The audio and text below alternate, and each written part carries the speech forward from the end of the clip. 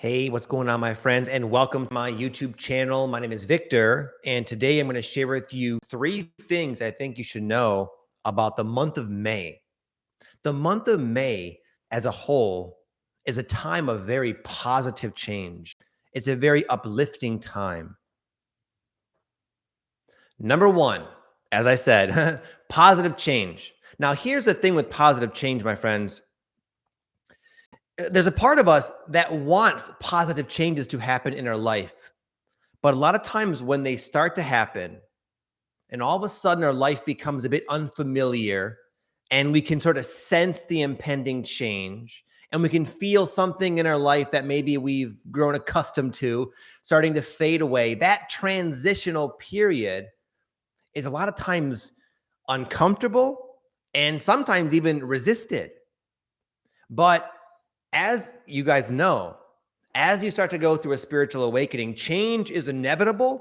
And not only is it inevitable, but it's very much accelerated. I mean, where are you now compared to like 3 years ago?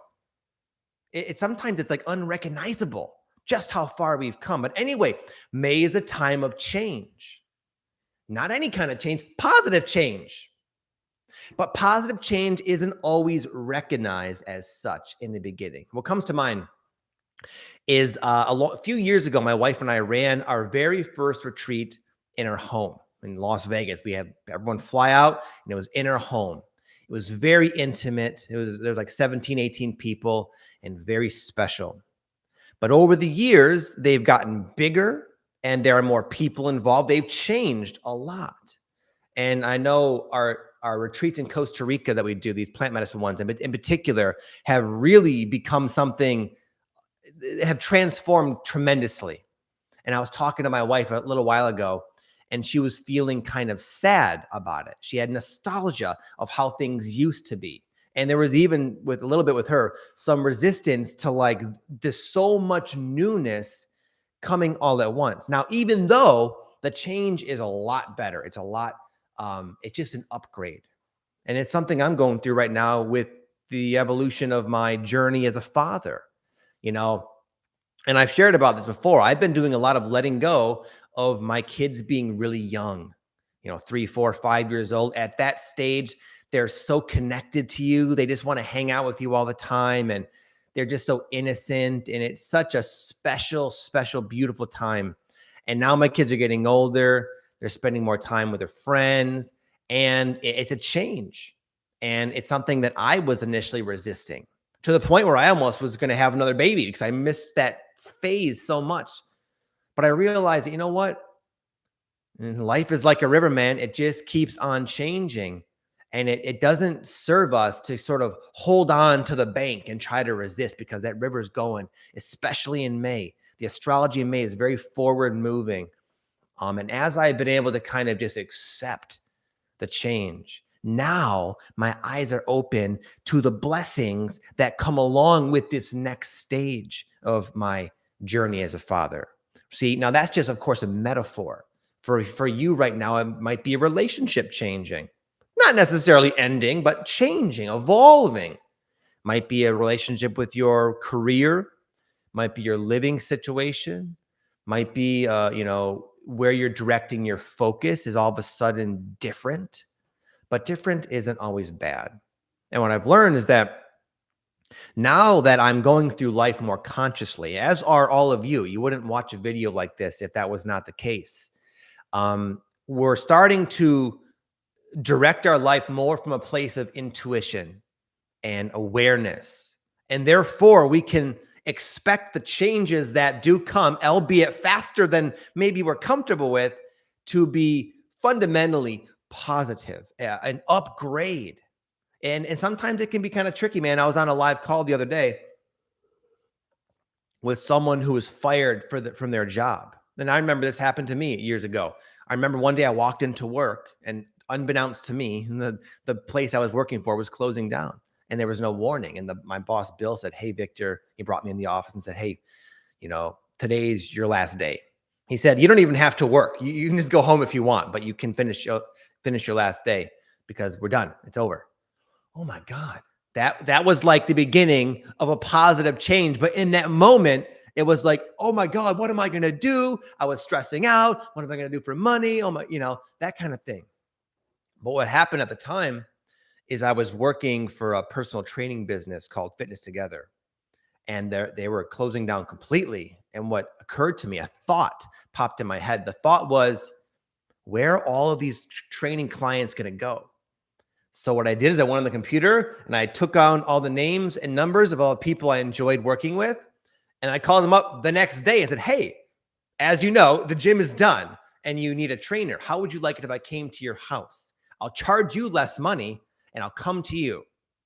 But because it was me doing it on my own, I was getting paid like 3 or 4 times what the company was paying me. So in a very quick way, all of a sudden, I was working with my favorite people. It was around my schedule. I was getting paid 3 to 4 times more. And all of a sudden, boom, I was doing my fundamental personal training gig in an expanded and upgraded and enhanced kind of way. And that's my best way to sort of put it to you with these May energies. It might come like, oh my God, what's going down? But if you can just trust, not me, don't trust me, don't trust the energies, trust yourself. Trust the general unfoldment of your own path. I would bet for most of you, you've been on sort of a positive spiral. Even with the ups and downs, you've been improving, you're becoming more conscious, more whole, and your life is starting to reflect that. That's kind of like May is like an extreme sort of version of that, where there can be a lot of positive change in a very short span of time. Okay. Number 2 is boundaries. Boundaries are an issue usually for most of us, but there comes a time where, at least for me, where there's all of a sudden an awareness that I need to make some new boundaries, or maybe reinforce some old boundaries that are getting breached. And this will happen every time you go deeper on the spiritual path, every time you become more sensitive, more aware, more self-loving. And this is something you're all naturally doing. It's not something you need to try to do. It's sort of a natural happening as you continue to wake up. But as this happens, as you start to love yourself more, you realize, wow, some of the things in my life, people, situations, some of the input I'm subjecting myself to, that's coming into my consciousness, all of a sudden is making me feel like there's that internal dissonance. Or maybe you come home from work, as an example, and you feel like you've absorbed, like a sponge, just the generalized vibe of your work environment, and it doesn't feel compatible anymore. And I know a lot of empathic people that really buy into the definition of empath, and they see it as an excuse just to accept their fate. I'm sensitive, etc. But it's like, no, you're sensitive, but we have a choice of what we allow into our consciousness. And that includes people, includes music, includes things we read. How much time are we spending on our phone? We have a choice. And I look at being like hypersensitive as a blessing, because you can detect something that, again, is compatible with you or not compatible with you. But a lot of times to draw that boundary is tricky and sometimes requires an uncomfortable conversation. Sorry, I've been looking at this thing. It's the wrong camera. My bad, guys. Going back to my personal training days, I had this one client. I won't say their name in case they're watching, but they were like a straight up narcissist. But they paid me well. And I was training them for a long time, for quite a few years. Even at their home, I took them on, as I mentioned before. And I would I would go home so much wondering, why am I still thinking about this person? Why am I letting them get under my skin? And just some of the things they would say to me were so undermining, so disrespectful. But it's like, and I would go home and I would try to analyze, well, why is this happening? What should I do? What could I shift in myself? And that's on some sense, that's sort of a healthy way of looking at things. But the reality is, it came down to the simple point, well, Victor, you're choosing to go to this person's house. You've allowed them to train with you. if you don't like feeling this way, cut them off. And that's sometimes what it comes down to. But within cutting something off, there's usually a lot of different layers, sometimes some guilt, maybe it's a friend of yours or something. But what I've learned is that the more you go through your spiritual awakening, the more you will inevitably come to love yourself. And the more you love yourself, the more intolerable, the less you can tolerate energies that are not compatible. And it comes to a point where the self-love, the knowingness that you don't deserve to subject yourself to unpleasantness in that way, it overrides that uncomfortable maybe boundary you got to set. And May is a good time to set the boundaries, because you might find, and you might already find, that you're going to feel more sensitive, more self-aware, and just more easily influenced by all the different sort of vibrations in your environment. Now, this doesn't always mean people. It doesn't mean Victor's saying there's a person you got to cut out of your life. Sometimes that's the case. And if that's the case, usually you're going to want to do it anyway. It's going to be for the best. But it could be with anything. Like something I've been dealing with lately is letting myself read too many of the comments. Even though if I was to scroll through all these you guys are writing, it's like very nice, obviously. 98% of the comments are just full of love and appreciation. But because I have so many things online, many social media platforms, I have like a Facebook group, for example, for every retreat I've ever done. I have a lot of that out there. And if I look at all of it, there's going to be a percentage almost every day of something very mean, basically very mean, and like intentionally trying to tear me down. It's something, but then it's like, well, Victor, why do you subject yourself to that? That's a good question. I could probably contemplate that for a while. There's probably a lot of layers to that for me. But in the meantime, if I want a simple solution, I could just stop doing that. I can focus on doing a live video like this, which is something I love, and then let people say what they're going to say, So anyway, that's sort of how it's playing out in my life. So it doesn't have to be with people; it could be with the situation, or maybe you find yourself like browsing Instagram too much, and you're just getting caught up in everyone's drama and everyone's story, and there's like, and then you feel really awful later. It's a time to like really understand that you'd be better off and happier if you reclaim your space. And that's a work in progress for most of us, me included. But it's a good month to do that. You can take that for what it's worth, okay? And the third one, my friends, is divine partnership.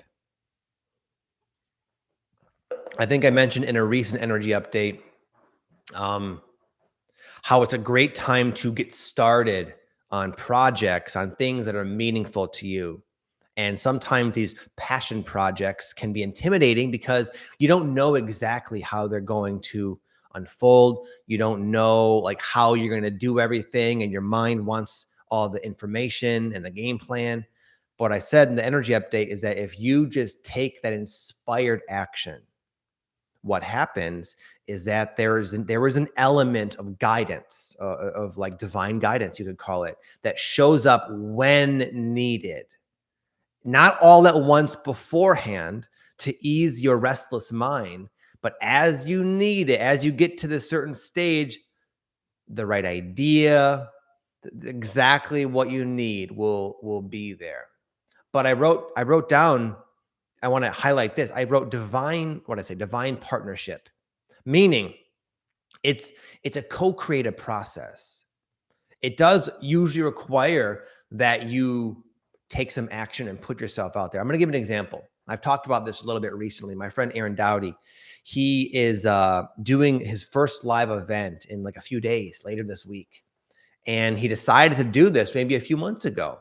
That was him kind of taking action in a direction that he had no idea what he was going to do at this event. He didn't know how it was going to all come together. But he knew if he put that in his calendar, it would force him to roll with it as best he could and rise to the occasion. And there's been so many shifts and different ebbs and flows and personal growth spurts I've seen him go through, and different synchronicities, so much he could have never, ever foreseen, but it's all happening because he took that courageous step and announced his event. And I know he was very nervous about that, and there's a lot of fear and anxiety. But in spite of that, he didn't wait to be perfectly clear and confident. In that frazzled state, he just hit go. And then then it became a divine sort of partnership. And anyway, what inspired this, just last night, he sent me these photos because his event's coming up. And now he kind of, depending on when you catch him, he's either excited or very nervous. He's kind of going back and forth because it's a big deal to him. It's not just an event. It's like the next chapter of his life for the first time on Saturday. And anyway, one of his friends, his name is Owen, is in town and he's doing an event. And Aaron remembered that this guy Owen invited him to his event. And Aaron knew if he went there, there's a chance this guy Owen would let him come up and speak to all his people. And Aaron knew it'd be good practice, right? But even that was freaking Aaron out. Like, man, like how many excuses could Aaron have come up with not to do that? He wasn't like obligated to go. He didn't know exactly if he could go up and speak. I was at his house all day yesterday, so it's like he was busy, but he went out there late at night, way past his bedtime, because this Owen dude goes late, and he went and he sat in the stands, probably his heart probably pumping out of his freaking chest, thinking, maybe or maybe not, I will get called up. And sure enough, once this dude spotted Aaron, he brought him up, right? Owen brought him up. And Aaron got to go up there and he rocked the show. Once he stood up there, he remembered, oh, I know what to do here. I am a speaker. This is what I'm put here to do. And he said he gave an amazing talk and it built his confidence. And now he's going into his event feeling freaking ecstatic and excited. But the point is, in reasonable rationalizations, why not to do something, and also the fear, that faint part of himself that said, in spite of all that, you should do it.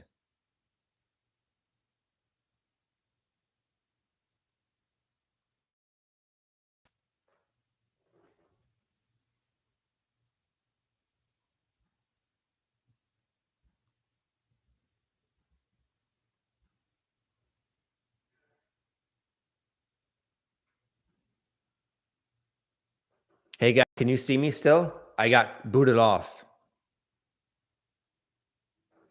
Let me see a comment if I'm still here. I'm still here? Okay, good. Sorry about that, guys. But anyway, hopefully you understand the gist.